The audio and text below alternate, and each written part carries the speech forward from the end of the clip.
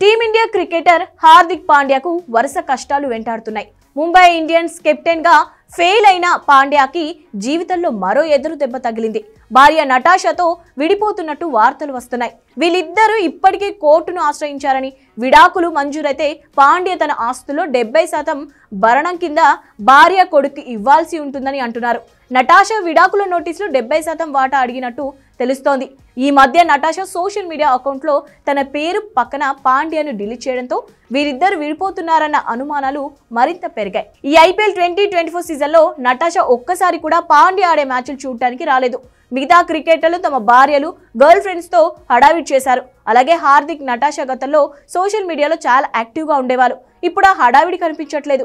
అంతేకాదు మార్చి 4న హార్దిక్ పాండ్యా బర్త్డే జరుపుకున్నా కనీసం విషెస్ కూడా నటాషా పోస్ట్ చేయలేదంటే వీళ్ళిద్దరి మధ్య విభేదాలు ఏ స్థాయికి చేరాయో అర్థం చేసుకోవచ్చు. 2018లో ముంబై నైట్ క్లబ్ లో హార్దిక్ పాండ్యా, నటాషా స్టాన్కోవిక్ కు పరిచయం ఏర్పడింది.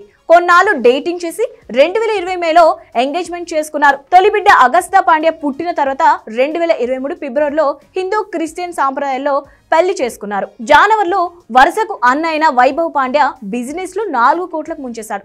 ప్రస్తుతం ఈ వ్యవహారం కోర్టులో నడుస్తుంది. ఇప్పుడు నటాషాతో బ్రేకప్ అయితే హార్దిక్ 70% ఆస్తులు ఆమెకు భరణం కింద ఇవ్వాల్సి వస్తుందని అంటున్నారు. ముంబై కెప్టెన్సీలో ఘోర వైఫల్యమైన హార్దిక్ పై విమర్శలు వస్తున్నాయి. ఈ కష్టాల నుంచి బయటపడి మళ్ళీ టీమిండియాలో వెలుగు వెలగాలని అభిమానులు కోరుతున్నారు.